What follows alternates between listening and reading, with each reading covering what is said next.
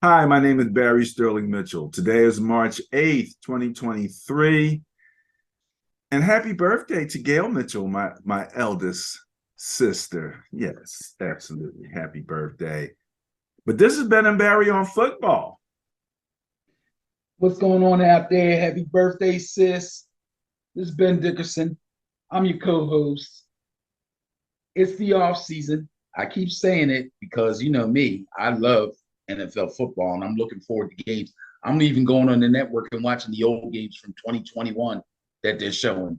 But that's besides the point. Right now, Combine just finished. Free agency is popping. The official free agency date is coming up. I believe it's the 15th. But some moves have already been made, and let's get this thing going, man.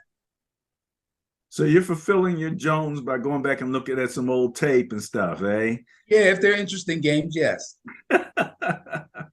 Well, we still have the XFL we'll talk about, the USFL we'll talk about.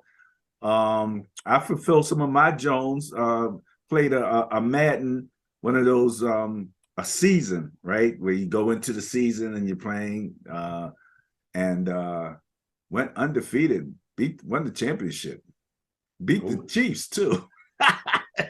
That wasn't easy, but it happened. So I get that in a little bit, but I am watching some of the other stuff.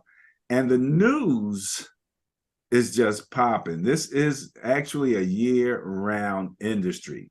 So let's kick this thing off, Ben, with some signings. All right, Ben. So the first signing I want to take a look at, I think, is near and dear to your heart. We might as well go straight there as it is. And we are talking about your New York Football Giants. You gonna do that one first, huh? Why not? Why not? Why not? You know, um, so Danny Dimes gets a 4-year, $160 million contract.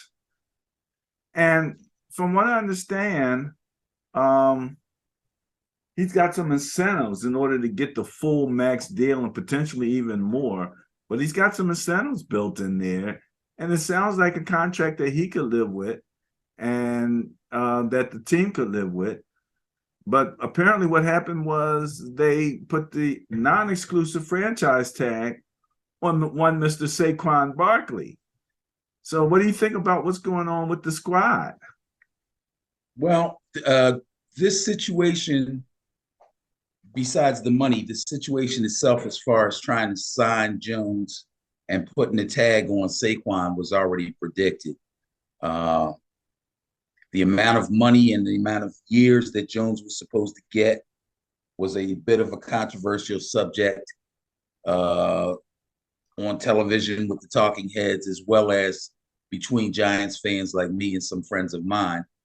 And also, you know, we live in Philadelphia, so Eagle fans always want to weigh in on other teams instead of worrying about their own team. That's okay. It's cool. I weigh in on other teams, but we kind of do it because it's our show.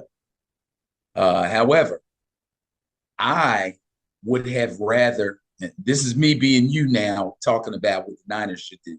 What the Giants should have done, as far as I was concerned, I didn't have a problem with them paying him 40 million plus if they only did it for 2 years. They were under the impression that they needed to sign him to a long-term contract. A long-term contract in the NFL is 4 years or more. So they signed him to the 4-year long-term contract. Okay. And what does that come out to per year? It's in the 40s. It's in the low 40s, like 40, 41, something like Yeah. that. Right. But to get the maximum amount out of the contract, there's like 35 million in built-in incentives, which I think was very smart on the Giants' part. Um, I can live with this contract. I really have no problem with it. The jump that this guy made between 2021 and this past season, I thought was tremendous. Almost, but not quite as tremendous as Jalen Hurts' jump. You know, you talk to people and they act like Jalen Hurts came out of college playing the way that he played this past season. He didn't. He made a tremendous jump between 21 and 22 season. And so did Daniel Jones. Not only did he throw for a number of touchdowns, he ran the ball very well, almost broke well, I don't want to say he almost got 1,000 yards. He had 700-something yards rushing. He also had 5 rushing touchdowns. And the biggest deal was he only threw 5 interceptions, which is what people were beating him over the head about, was his turnovers. So he cut them down tremendously. I give a lot of credit to the new head coach, but let's face it, Daniel Jones did a lot of work in the offseason, and it has paid off. And now they're going to pay. There are other people out there, and we're going to go over some other quarterback signings, and people will say the same thing about some of these other guys. But there are people out there that'll say they wouldn't give him that kind of money. They would rather draft one of these new young guys coming out, get him on a rookie contract, and work with him for 3 years. Daboll doesn't want to throw away the work that he put in on Daniel Jones, nor does he want to poo-poo the work that Daniel Jones did himself. I don't blame them for doing this. I think it's a good deal. I like it. Now, sorry. Yeah, I like it. I almost forgot about Saquon. They threw me a little bit when they put the non-exclusive tag on Saquon. That, to me, is a bit of a gamble. But, and we'll talk about this exclusive and non-exclusive thing as it goes along with some other players. But I don't think there's going to be a lot of movement for veteran running backs. There's a couple of others that are going to be out there, namely one Derrick Henry. Okay. But I don't think anybody's going to offer Saquon any money that the Giants can't match. In fact, he may not even get an offer sheet, in which case they get him at 32. 32s for quarterbacks. I believe the cap for running backs is somewhere around 10 million. Yeah, it's 10. So they'll actually save some money for one more year, and they have a whole year to work out a contract for him. So all in all, I say the Giants did well. Keeping both players was very, very important to them, and they pulled it off. The interesting thing about Daniel Jones' contract, because you were saying 4 years is like a long-term thing. Right. But year 3, 2025, and year 4, 2026, the guaranteed salary is 0. Mm-hmm. The cap number in 2023, their cap hit, or no, excuse me, let's go. The dead money, that's what I wanted to say, because that's where it gets really difficult to trade them or get rid of them. So the first year dead money is 82 million. Okay. 2024 drops to 63 million. 2025 and 2026, it drops to 18 and then 9. So they don't get much of a dead money hit in the in the 3rd and 4th year if they decide to trade them. They have no guaranteed salary. And so, yeah, he can make, his base salary goes up from 9.5, and then 2024, 35.5, 2025, 30, 2026, 46. But like you said, it's incentive laden, and they look like they can walk away from this thing after year 2. And pretty team-friendly deal. Yeah. And it's a big raise for him. And he gets an opportunity to do what it is that everybody wants, and that's to earn more. He can earn that other 35 million incentives. He's still young. He's still getting better. It's all good. I think it's a great contract for both parties. Okay, Benny, let's take a look at a couple of the big signings that happened and within basically the past week. Okay, Benny, so right in the division with my beloved 49ers, we had a signing. Seahawks agreed to a 3-year, $105 million contract with Geno Smith. So they like Geno, but Geno played himself into a contract, man. And so you gotta give him kudos for that, They had a highly ranked offense. They were one of the ranking differential teams, I do believe, where the offense was high and the defense was not, was on the lower quartile side. Am I correct about that? That would be correct. However, Geno led the offense to playoff spot, even though the defense was ranked pretty low. Pretty low considering how high the offense was ranked. Geno and the offense were able to carry them into the playoffs. That's what I meant to say. Okay. And so he got the contract, he got the bag, as they say. So congratulations to Geno. And they got a lot of rookies on that team. So I don't know what their cap space situation is, but I think this could probably help them. And then Derek Carr gets a 4-year, $150 million contract with $100 million in total guarantees. But now, so he's no longer in the running for the Jets. The Seahawks quarterback situation is resolved. Aaron Rodgers has come from the darkness, but he still has not answered the question. But I understand that he's been given permission to go and talk to the Jets about what they would want to do. He was scheduled to make close to $60 million this year. I still think it's hilarious. It's like, yeah, I can make $60 million. I don't know. I just think that's hilarious. But in any event, those are two of the big signings that happened so far. So you have anything on those two? First of all, kudos to Geno. Geno is no longer a spring chicken. He's getting up there. He's a veteran right now. This 3-year deal will probably be his last really big contract. And believe me, he has earned it. He had a career year this past season. Going into the season, there actually, if you remember, was supposed to be a quarterback battle between him and Drew Lock. It was short-lived, but in fact, there was a competition in training camp. Geno won the competition and then proceeded to have a career year and get his team into the playoffs. So that was a well-earned contract by Geno. Now, this Derek Carr thing had me in a bit of a tizzy. I kind of like Derek Carr. He's not an elite quarterback, but he's a pretty good one, okay? And I felt that Derek Carr was the perfect fit for the New York Jets. However, Perfect fit? A perfect fit. Why do you say a perfect fit? I say a perfect fit because he's still got a little bit of youth about him, but he's been around long enough to be considered a veteran.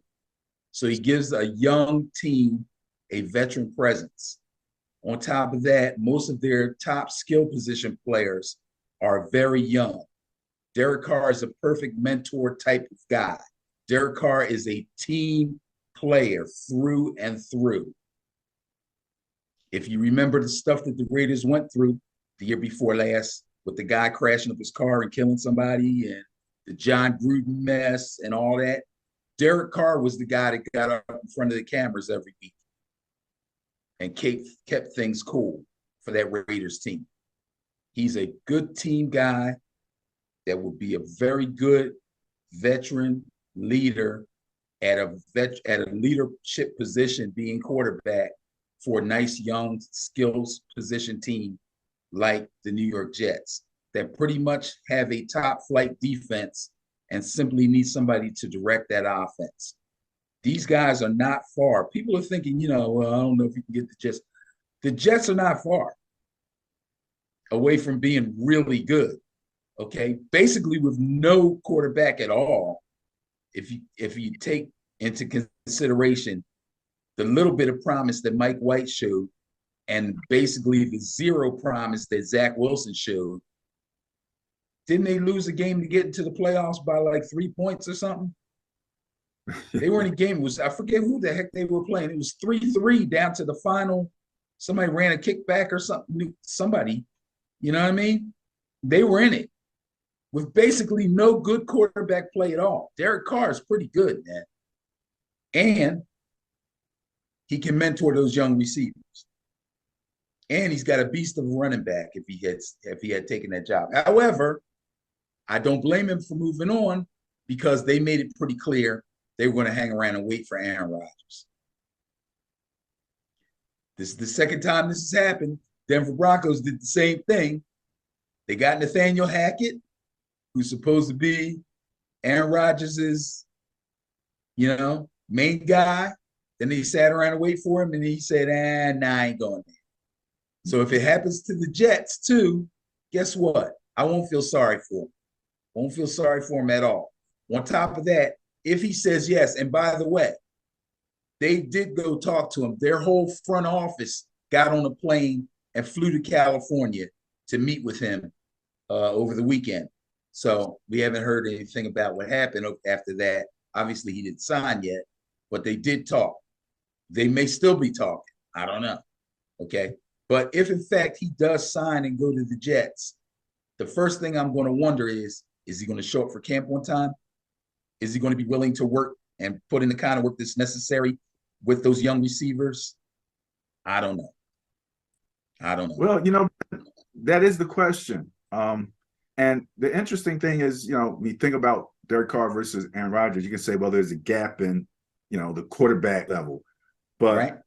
The baggage that Aaron Rodgers brings along with him, the attitude, I don't know if that makes up for it, to be quite honest with you. I agree. So it'll be interesting. I think both you and I pretty much gotten to the point where like, okay, enough of this. Yeah, pretty much. Like I said to you, somebody agrees to pay you $60 million and you go hemming and hawing about it. Like, I don't know, it's like, right. Been there all these years, you in the last few years of your football career, so now all of a sudden you want to, talk about going someplace else. When Brett Favre did it, it was whack, Right. So, why you want to do something, you can follow his footsteps and be wacky. I wouldn't be surprised, but I don't know if the Jets need all of that nonsense. The Jets, like you said, they did a lot with very little quarterbacking play. You give them some solid quarterbacking play. And I like to remind people, I know it seemed like it maybe didn't work out that way in the Super Bowl where, the elite quarterback, because I keep hearing, especially in the media, and it's a couple of the ladies are like, you must have an elite quarterback to win the Super Bowl. You must have it. And I'm like, didn't you guys see the Niners? They went to this, the NFC Championship with much less than an elite quarterback, So, it depends on your team concept so much, So, yeah, you get solid play, and you help him improve his mistakes, turnovers like Danny Dimes did. And the next thing you know, you're in the playoffs and you got a shot, you got a shot. Right. So, okay, so then other big quarterback news is Mr. Lamar Jackson. The Ravens, we talked about the Ravens possibly preparing to move on. Well, hey, they placed the non-exclusive franchise tag on Lamar Jackson, all right? So it allows them, and I like that they put a little bit of an explanation here, It's allows Jackson to negotiate with other teams in free agency. The tag is only going to pay him $32.4 million, as opposed to the exclusive tag, which would have put him in the 40s. But 45. Whatever, huh? 45. Okay, 45. And then whatever offer sheet he agrees to, the Ravens will have a right to match it or receive 2 first-round draft picks as compensation. So that's the situation that Lamar is in now. They put it out in the open market. He still doesn't have an agent. It gets to a point where I think diminishing returns. There's another thing that here, if you bear with me a second. Yeah, there's another thing that came out, and it's being reported here that these teams will not be pursuing a deal for Lamar Jackson. That's the Falcons, Dolphins, Panthers, Commanders, and Raiders. Not too many more quarterback needy teams around. I don't see my Niners on there, but I don't think they're trying to get into it. I don't think the league liked that contract that Deshaun Watson got. He's actually renegotiating now to try to create some cap space for the team. But Lamar seems focused on that. And it was reported that he turned down what looked like a pretty decent contract. Well, there seems to be a little controversy about what the Ravens are reporting as far as what they said and what he said and what he actually said. He's already called them liars a couple of times when some stories came out about what the Ravens supposedly offered him and what he supposedly turned down and what he supposedly wanted. So it's hard. This is what was reported, and you can see I pulled it right off the news. NFL Live reported Lamar Jackson at this point says future remain uncertain. He turned a 5-year, $250 million deal with $133 million guaranteed. He turned that down. So that's more than Danny got. That's more than Derek Carr got, right? So 250 million total with 133 million guaranteed, right? Yeah, that's more total. Now 5 years is what, 25 mil a year on average, but he got 133 million of that guaranteed. 70 would take us up to 200. I wouldn't sign that either. 50. You wouldn't have signed that? If I'm him, I wouldn't sign that. Okay. First of all, if I'm him, I got to be making 40 million plus a year on principle. Second of all, it's obvious that somebody he thinks he's better than got a completely guaranteed contract. And him being the type of quarterback that he is, 133 million of 250 million guaranteed ain't good enough. If you don't guarantee me every penny, you got to do better than 133 million. I don't blame him. I wouldn't sign that either. Well, we're going to see how that all works out because, as you can see, there's a number of teams that basically said we're not going to pursue Lamar. Right. Now, when you talk about teams coming out and saying we're not going to pursue this guy, who did the media ask these teams? Did they make an official statement? This was reported by Mr. Yates. Okay, so when you get a list of teams that obviously need quarterbacks, each and every single one of them teams, except maybe Miami, who's got a quarterback that's still able to play, even though his brain's scrambled, okay, if they all come out basically unprovoked because they don't have to say anything and say, we are not even going to try to get Lamar Jackson. We're not interested in Lamar Jackson. Okay, there's a quarterback of his magnitude out there. You're not even going to make an attempt to make an offer for him. Why are you doing that? First of all, you know how these teams lie. They do the same thing about the draft. Oh, we're not going to, and then next thing you know, they're making some bombastic trade to trade up to get the number one spot so they can pick a quarterback.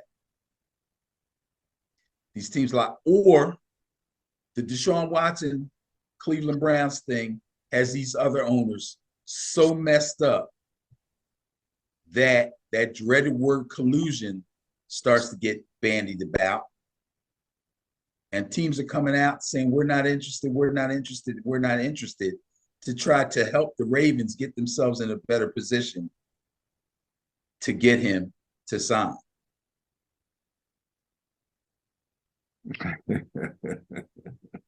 It's one of those things. Well, a number of the owners came out at point of signature, and I'll highlight the Ravens owners specifically saying they did not like that signing. Right. Nobody, none of them did. So, I don't know if you could say collusion here. I mean, because they already rejected the signing a while back, pretty much on principle. And I thought it was a dumb signing. I didn't think it was that smart. Well, And so you're talking about Deshaun Watson. I'm talking about Deshaun Watson. Yeah. Right. But for them to come out and say they're not interested in Lamar Jackson because they feel like he's going to hold their feet to the fire and try to get the same thing that Deshaun got is like them saying, we're all being blamed for what Cleveland did. The Cleveland thing was an anomaly. Forget them. We're all of the other 31 teams are going to stick together and not let this thing get out of hand. That's collusion. I don't know if that's collusion or not. Yeah, it is. That could be a common mindset, but I don't know if it's collusion per se. Okay. Yeah, that's a very legal term that you're using. However, the bottom line is this. At this particular point, he is out there, he's available, and we haven't heard anything from anybody who is pursuing him. So, well, that's yet to be seen. And then how far will they go? Because if they don't, the Ravens get him for 32 instead of 45. They save money, and they can still continue to work on trying to sign him long term. Yeah. It's not necessarily. And if he has to, and he doesn't have to play, he could sit out. Now, if he doesn't, when you get franchise tag, you have to sign something.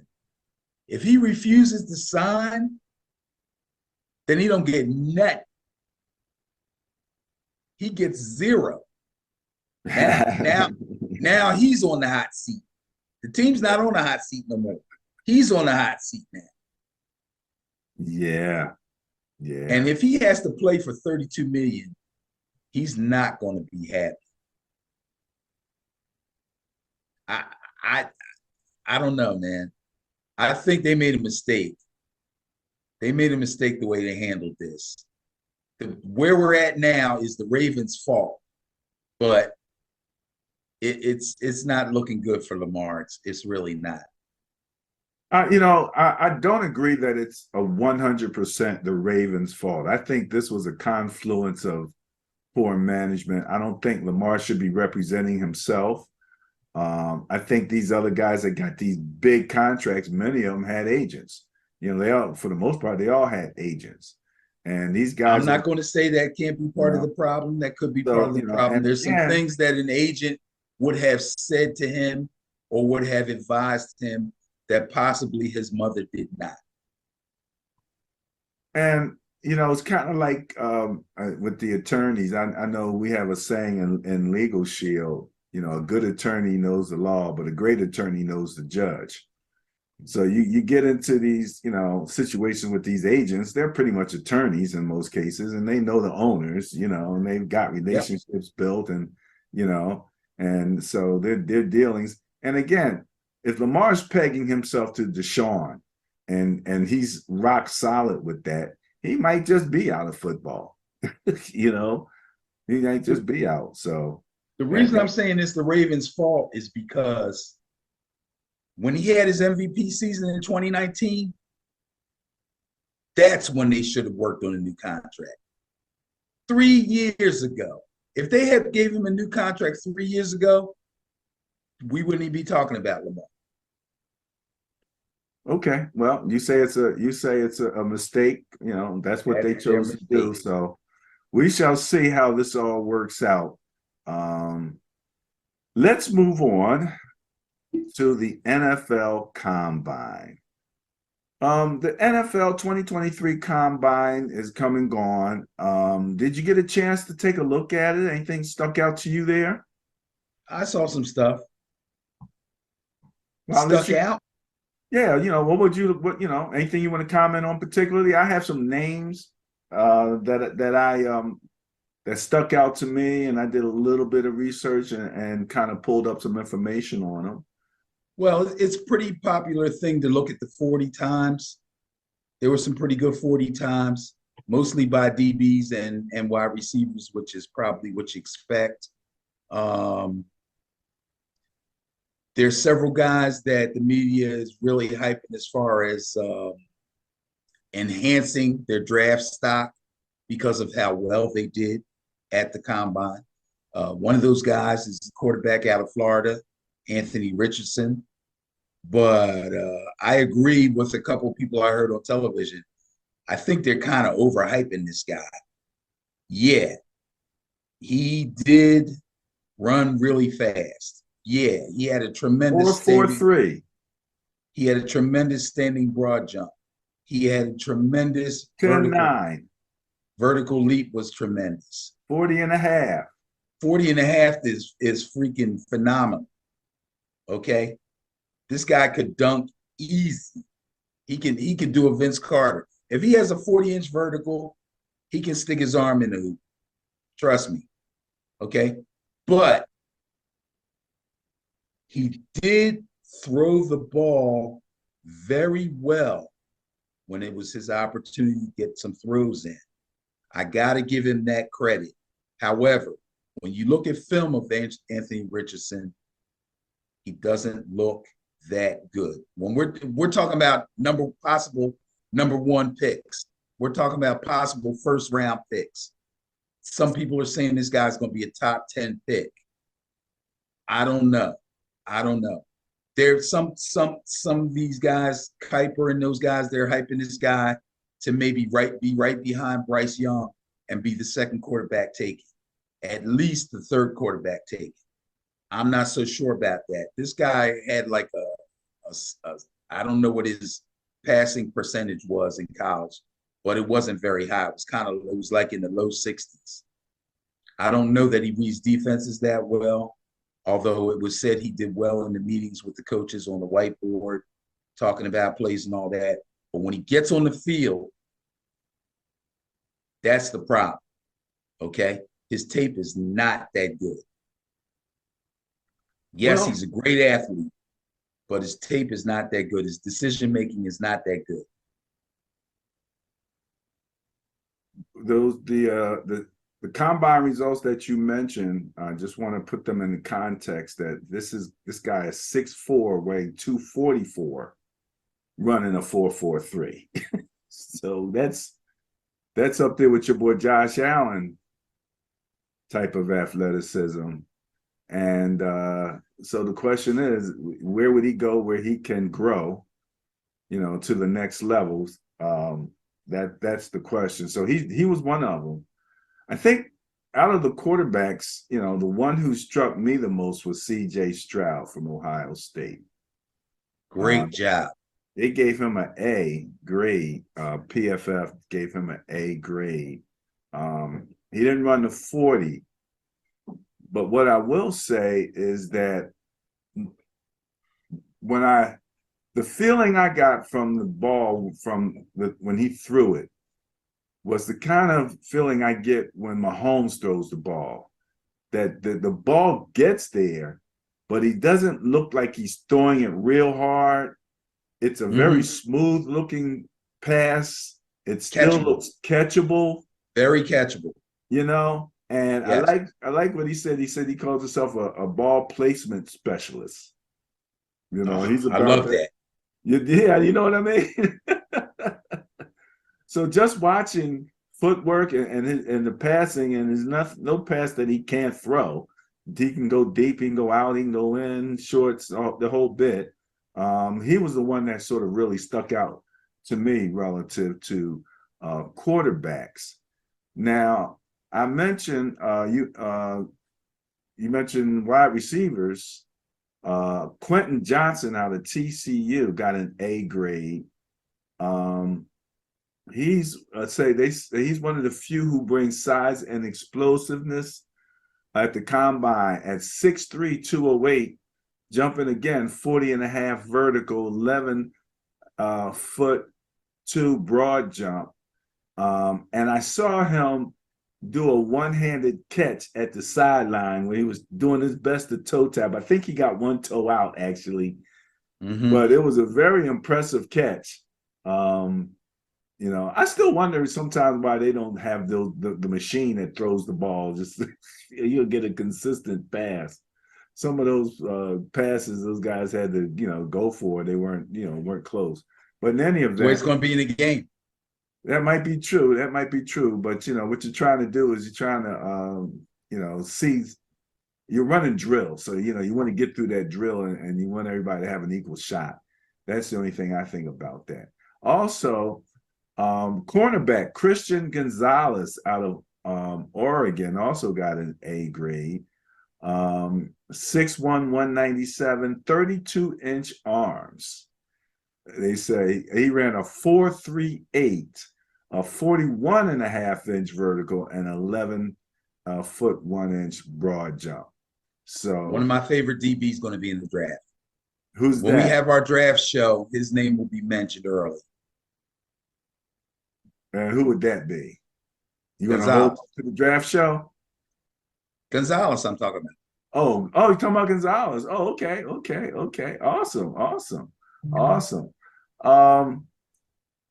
We have an edge rusher, Lucas Van Ness out of Iowa. 6'5", 272, ran a 4.58 40. He had a 1.64 10-yard split, a 31-inch vertical, and a 9-foot 10-inch broad jump. Okay. He had a 7-second 3-cone drill. And I mean, what they're saying is that his numbers are tracking toward Trayvon Walker's numbers from last year. So Lucas Van Ness out of Iowa got an A- grade out of Pro Football Focus. The next person that I saw, Benny, was, let me stop this here. Penn State, Joey Porter Jr., right? Yes. Got an A grade, 34-inch arms, fill up an impressive 17 reps on the bench. Ran an official 4.46 40, 35-inch vertical, 10.9 broad. So he really helped himself. And I saw him posing with his dad at the combine. Did you get a chance to see his performance? Yes, there was a little concern about Joey Porter Jr. as far as him being able to cover like in man-to-man. And there's no doubt that those 34-inch arms will help him. 17 reps at 225 is nothing to sneeze at, especially for a DB guy that's not that big. 225 is anybody that goes to the gym and does bench press knows 225 is nothing you just get on there and just do. Okay. You'll see some of these big linemen. There was a couple linemen knocked out like 30-something reps. That's not every day. Okay.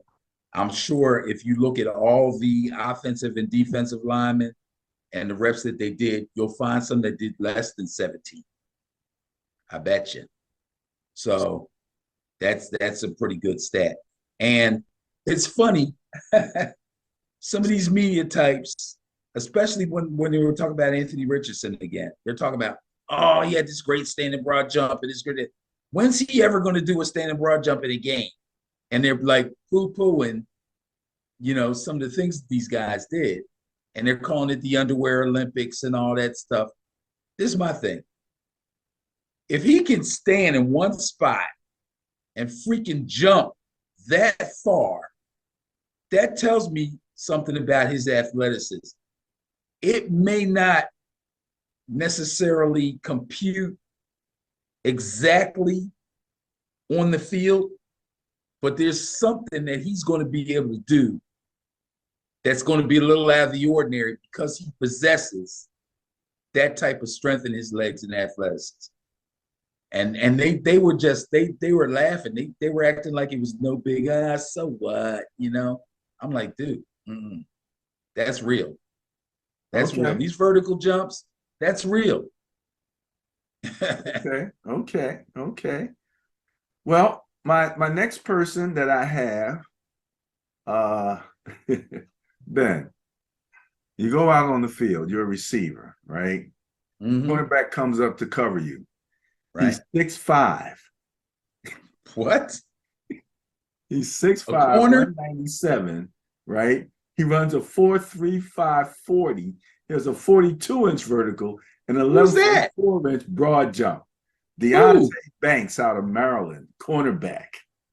Oh, right. Maryland had two dudes that ran really fast. I remember hearing that. I couldn't remember their names. 6'5" corner. 6'5", running a 4.35. The last really good, really tall corner that I can remember off the top of my head was Bobby Taylor.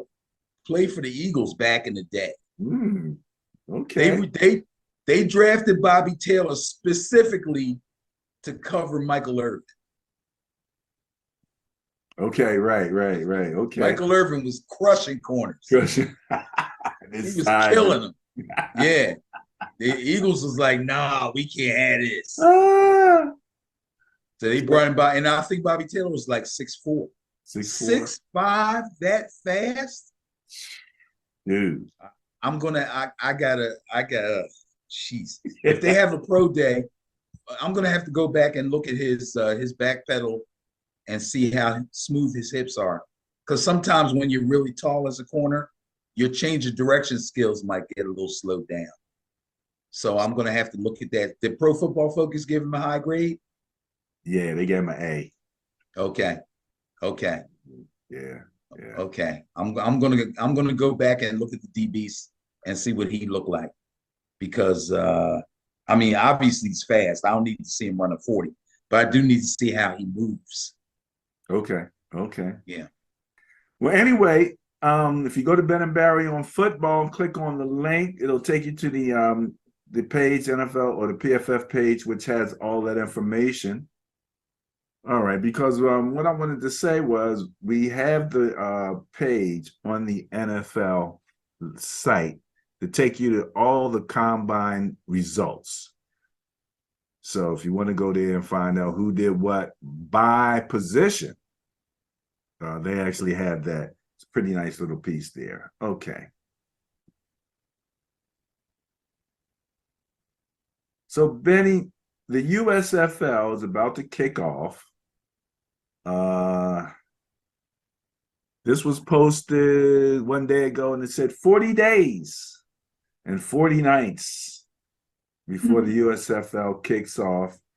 And I just wanted to mention that I did put the USFL's link here.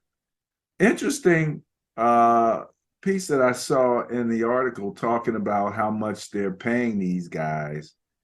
And the USFL went union. I don't, and apparently it really did pump up their benefits, pumped up their salary, and they based their salary off of the XFL. So the XFL apparently was paying like $5,000 a week or something like that. It was more than the USFL was getting the year before. Right. So now the USFL is like 5,300. Okay. So they bumped it up a little bit more. And again, some facilities upgrades, some I think I even saw 401k in there somewhere a little bit. But How many teams are there in the USFL? Is that it right there? 2, 4, 6. 1, 2, 3, Two, 4, 5, four, 6, six. 7, 8. Looks like Also 8. 8. Okay. Looks like 8. Okay. Yeah. So USFL, XFL, like I said, the USFL would kick off at about the same time that the XFL is going into their last playoff games, last couple Okay. playoff games. So That's they'll cool. intersect right around there. All right. I've been scrolling past this. Let's stop and talk about this for a second because we are one of the few places that actually have been tracking what's been going on with one Willie McGinest. We missed him when he left total access, and we're like, "Where's Willie?" And we saw the video of the attack, and we couldn't believe it because Willie was the mature one on the show, the guy that everybody looked to for sage advice, and here he was gangstering it up like a champ.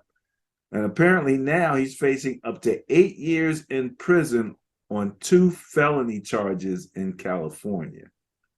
And it's really bad when they have video. It's like Really, no video, really, my word really. against his word, and you got to prove his guiltiness by within a shadow, without a shadow of a doubt, or something like that. But when you got Poor video, Willie. you see him just walk up on a guy, and then you see once he start punching the guy, all the guys that were with him, all of a sudden they jumped in it, so it looked completely premeditated. It absolutely did, It looked completely premeditated, which kind of and makes it worse. right, exactly. That's what I'm talking about. It just, I'm like, Willie, what are you doing? What are you doing?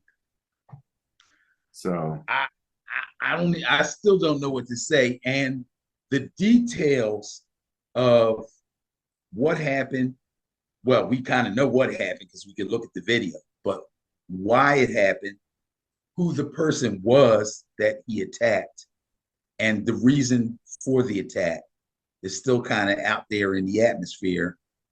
I haven't heard any details on that, but I'm sure it's coming out. yeah, it reminds me of the old song, "Who is he and what is he to you?" Right. We're still trying to figure that out. We're Yeah, still yeah. trying to figure that out. We're not quite sure about that. All right, we talked combine. There was an article.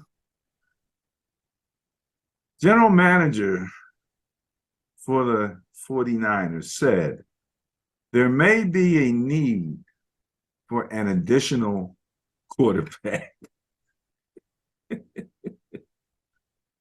Now, I'm going to click on the link because I thought it was interesting, the list of potential quarterbacks that they put up here. Wait, this is a potential list of free agent quarterbacks that the 49ers might pursue? Are you serious? I wouldn't be serious about none of these guys. They crossed off Lamar Jackson. Okay. And to be quite honest with you, the funny thing about our conversation is this. When I think about Garoppolo, I would prefer him over any of these quarterbacks just because of his knowledge of the system.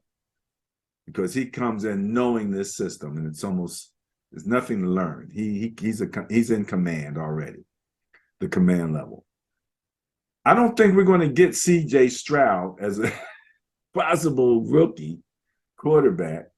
So your suggestion that we take a quarterback in the draft and groom him, I'm not sure who that would be. We're not going to get Stroud. I don't think. If you remember, I said take a quarterback in the second or third round. Right. Well, I don't know who that Stroud is a first rounder. I don't know who that would be. I could figure it out for you if you really wanted me to. Well, maybe for next week's show, give me some good suggestions. We know that at the very least, Lynch and the Niners pulled the rabbit out of the hat with Brock Purdy. So we don't know if they can do that again out of this particular group, but I don't know. I haven't had a chance to go that deep down in terms of looking at all the quarterbacks. And again, you're the college guy more so than I am. So I have not seen tape on pretty much any of these guys. So I would leave that to you. But this is a pretty sorry list of potential quarterbacks. And you don't want none of these dudes, man. Exactly. We agree on that much. We do agree on that much. If you put a gun to my head, I'd take Taylor Heineke. Okay. Okay. Taylor Heineke, you know, like I said, you don't with this particular offense, you could get away maybe with a Taylor Heineke to some degree. Yes, you could. No, I You could could. kind of see that. All right. All right, Benny, let's talk a little juicy Philly Eagles news. Did you see this article Yes. about Sirianni Yes. firing a popular and productive defensive backs coach Denard Wilson on Saturday? And he says they court mutiny because apparently in snubbing him, there was a lot of support on the team for him. You had a lot of people who were saying that, you know, they came here with one capability. By the time he finished with them, he had raised their level of play. And so, you know, had you heard anything about this? I haven't heard anything out other than seeing this article, to be quite honest with you. Well, this is the thing. So the offensive coordinator and the defensive coordinator have moved on to other teams as head coaches. Okay, great. So now the Eagles need a new offensive and defensive coordinator. If I'm not mistaken, correct me if I'm wrong, they promoted the quarterbacks coach to offensive coordinator, I believe. So now, in my eyes, if you want to keep everything in-house, you promote one of your defensive assistants to defensive coordinator, unless you feel that none of them are capable of handling that job. In which case, you would look outside of the organization to bring somebody else in. Now, I don't think that position has been filled, has it? Yeah, I do believe it has been filled. They hired Seattle Seahawks defensive assistant Sean Desai, Desai. So they went outside the organization and brought somebody So else. they took an assistant from another organization and promoted him to DC instead of one of their own assistants.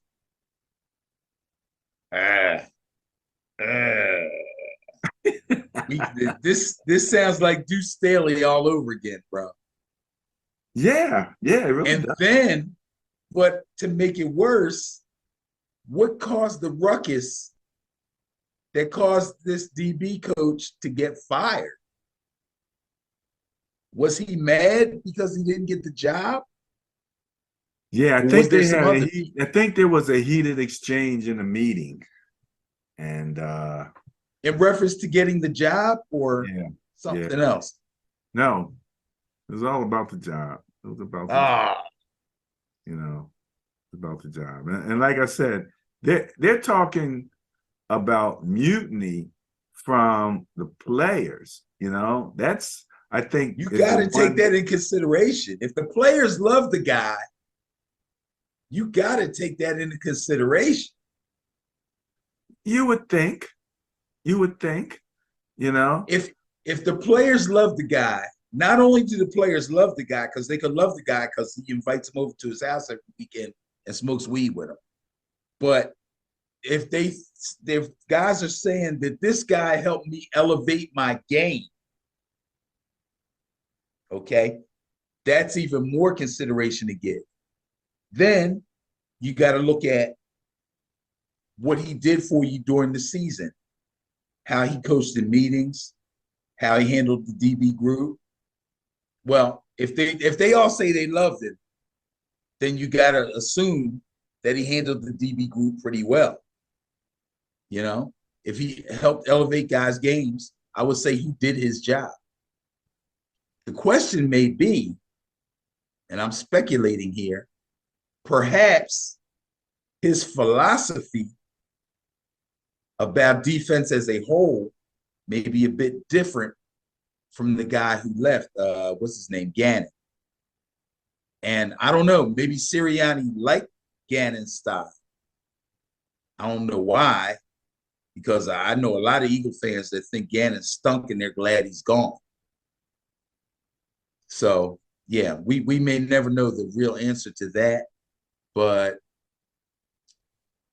I mean, they had an opportunity to promote an African American coach who the players loved and who did his part to help the Eagles get to the Super Bowl, and they didn't do it, and they went and got somebody from outside the organization. It looks a little funny. People ask me why I'm not a fan of all Philadelphia teams. Things like this are part of the reason why. Yeah, apparently there was this question about him being able to work with the new offensive coordinator. Apparently he wasn't, him and Gannon didn't get along great, but he worked well with Gannon, even though he Okay. didn't get along with him. But after a meeting with Sirianni decided to let him go. And it says in the article they're trying to paint it as an amicable breakup, but it's kind of anything but. So If we'll it keep an happened eye after a on that. heated argument, I would say no. And a lot of their backs now are free agents. And they're going to let a bunch of them go. Yeah, a lot of them are going to probably want to leave at this particular point. If So Gardner Johnson's out of here, that's a big hole at safety. Bradbury leaves, now you got to get yourself another corner. I think Gardner Johnson was one of the big proponents for keeping Right. the coach also. So, okay. Let's get ready to wrap this up, Benny. We always pump up and make sure, especially on today, which is International Women's Day, one of our favorite female coaches, Lori Locust, has moved on from Tampa Bay, and she's going to be a defensive quality control coach with the Tennessee Titans. Right. And if I'm not mistaken, don't these quality control coaches actually start to get some play at head coach? There have been some head coaches that, if you look back on their resumes, you can see quality controls being one of the jobs that they held. Yes. Yeah, absolutely. We have a special place in her heart, in our hearts for her, because she was a coach with the North Penn Piranha semi-pro team in the Pennsylvania area, who had a lot of guys from Philly, your son in particular, and a bunch of guys that I've coached and coached against in our flag football league that played for her or played on the team on which she was an assistant coach back in the days. So congratulations to her. I don't know why she would want to leave Tampa Bay. I would think that's a place she wanted to stay, but if it's a promotion, then what the heck, go for it. Yeah, that's the thing, you know. And Tampa Bay is going through some changes in terms of their, coaching staffs and administration and things of that nature. Right. So, all right, Lori Locust, congratulations. Let's move on to the last couple points here, Benny. Michael Irving. You know, he sued everybody for like $100 million. Right? As he should have. As he should have.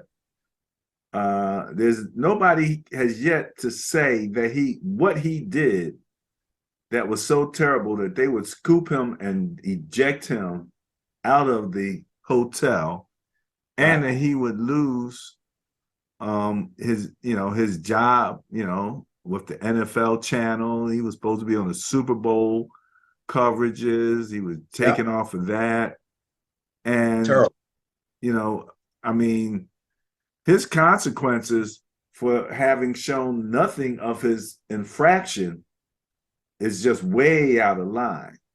He would have had to say something like some of the guys that's got corner girls or something like that would say. Crazy. And I don't think that he did that.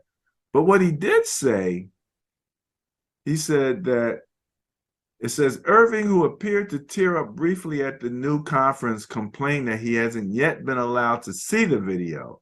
And he compared the allegations and resulting fallouts to Jim Crow era persecution of black men. Yeah.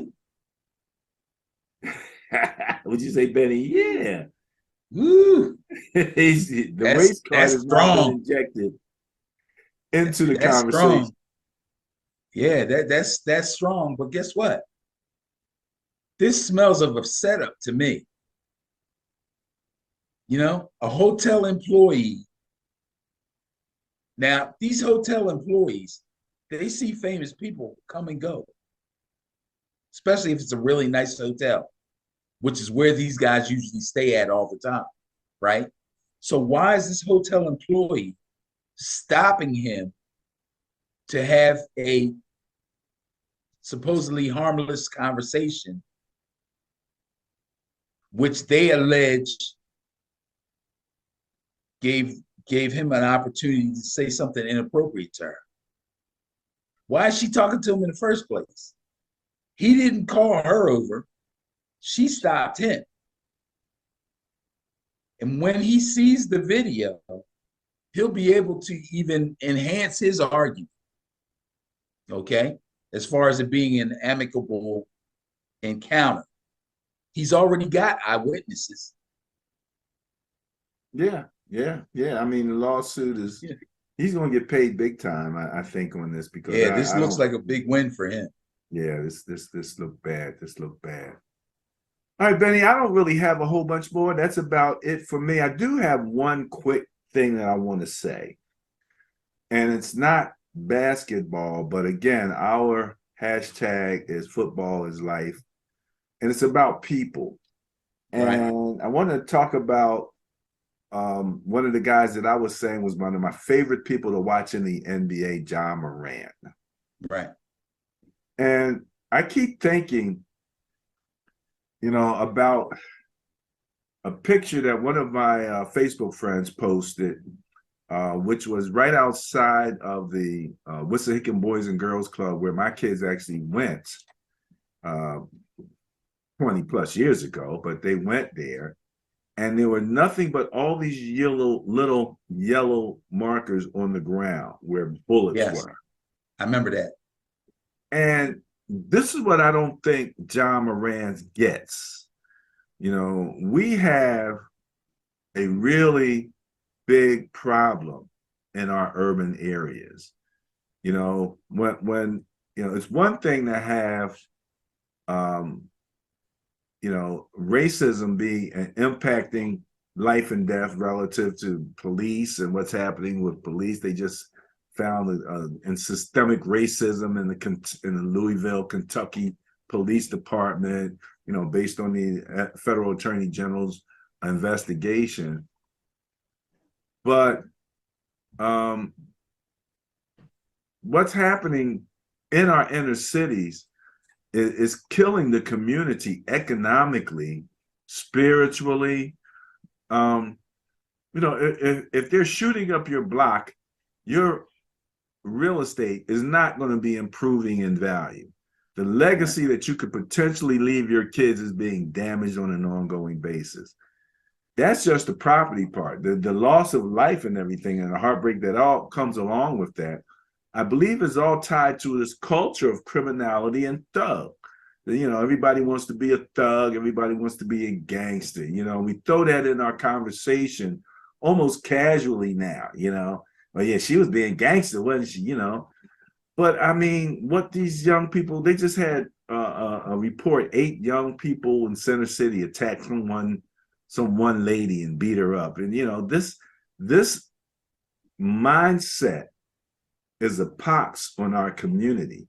And when you have your celebrities out there swinging guns and acting like that, it only tends to encourage and that activity, that mindset.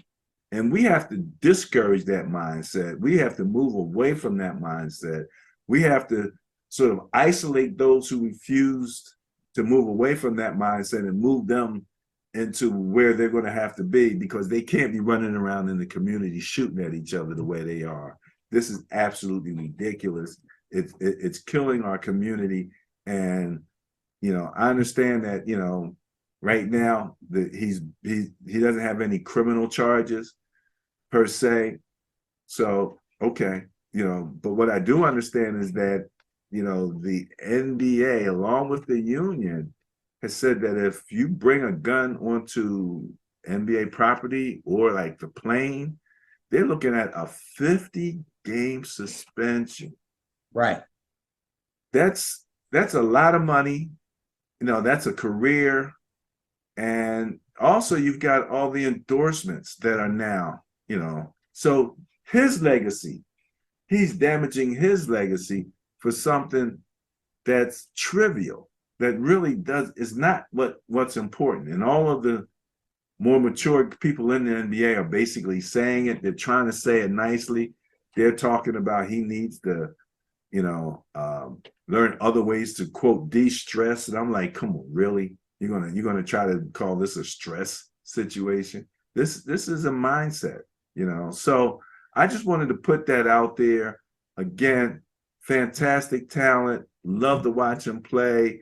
But I really and really do think he's really missing the boat on understanding his impact on the community, and that we need to have people like him trying to move the community away from being gangsters and thugs and having a criminal mindset, not encourage them by running around swinging a gun and just acting like you missed a big shot, in one of the gangster movies or something like that. So that's really it. I just wanted to get that off my chest. Well, as far as I'm concerned, first of all, he's in a whole heck of a lot of trouble, not only with the NBA, but also with the police department of the city that it happened in. Do you remember where it happened? Was it in Memphis? Wherever it was, I know they said they weren't bringing criminal charges. Oh, they've decided that, because I Yeah, know they were looking into they it. said, I don't know if he has a license to carry, Okay, depending on right. But I remember them saying it is a license to carry state, whether or not it was Tennessee or not, I don't remember. Here's the thing. He put it on Instagram. On his own Instagram, he did this. So it's not like he was in the club and he had a gun and he pulled it out and he was showing it to his boys and somebody videoed him. This is on his Instagram. He had somebody do this for him. This was a complete lapse of judgment. Complete and totally, totally unnecessary as far as I'm concerned. What also bothers me is his father, and I don't want to come too hard here because I don't know the exact situation here. But his father travels, if not with him, he's at every game, home and away. I can't remember a game where his father wasn't sitting courtside. I went to a Sixers game. He was sitting courtside with this bright ass orange sweatsuit. I've seen him on TV. They point him out, sitting courtside. When they played the Lakers, he almost got in a fight with Shannon Sharp. Right. He's at every game. So if you travel with your son, or at least travel to every city where your son is playing, you should have a little bit more input on how he carries himself in public. I'm sorry. You can give me that whole, he's a grown-ass man. I hate that expression. Okay? Like I told you, I coach a flag football team. I forget sometimes that these guys we watch on television are the same age as these guys I coach up at Simon's Recreation Center. I'm around them. I hear how they talk. I see how they act. Okay? These guys in the NBA and the NFL are the same exact age of these dudes. Somewhere between 20 and 32, most of them. Okay? And so I get it. His father, if he's going to be around him as much as he is, needs to have a little bit more input It's just my opinion, okay, on who he hangs with and how he carries himself in public. That's important. It's important. You're the face, you're damn near the face of the league. You're one of the faces of one of the major leagues in the world. You can't just be wilding out in the club. You don't do that. They didn't video, you didn't go on your IG smoking a blunt. You holding a gun, dog, for no reason.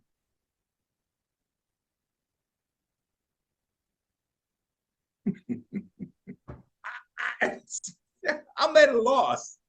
I'm at a loss. And he's a star. Remember the guy from the Raiders last year? Went on his Instagram. He had like an automatic rifle. He's done. He's done. He's out. He's out of the league. He's gone. But he was a bench dude. Can't do this kind of stuff, man. It's crazy. Well, you no doubt he hurt himself. I believe that he's hurting the community, and you know, like you said, you know, I understand about the father. I didn't know much about the father in that situation. Sometimes, you know, parents are doing everything, and then you turn around and your kid does something, and you be like, you know, oh yeah, I get it. You know, so I just don't know how that goes. But long story short, I just want to remind people that the impact of the criminal mindset and the criminal behavior in our community is hurting us in legacy ways. It's not just hurting this generation, it's hurting future generations. Right. You know? Because, you know, we used to always remark, you could go from North Philly, where they have row home, two-story row homes, to Chestnut Hill, where they have the exact same two-story row homes. And those row homes in North Philly are worth $10,000 a unit. And those row homes in Chestnut Hill are worth $300,000 a unit. It's that simple relative to the difference. And the reason is because they are not having all of that in Chestnut Hill. You know, if it happens in Chestnut Hill, it got imported from someplace else, because it ain't, you know, the guy next door, and it ain't the kids around the corner and all of that. You know, where it is down there. These guys are simply urban tourists, and they need to be considered as such. And, you know, the community just really needs to let them know that we don't like this, we're not going to take this. And, you know, and so, you know, I just think it's really bad for the community in general. And to have such a big star with such a bright light on him, you know, act like that, it's like, come on. But then again, Willie McGinest acted like that, you know. So it could be impacting more than just the young generation. I remember when Charles Barkley did the commercial and said, "I am not a role model." Okay. But he never did nothing like that. No. Of course, the internet wasn't what it is now back then. Right.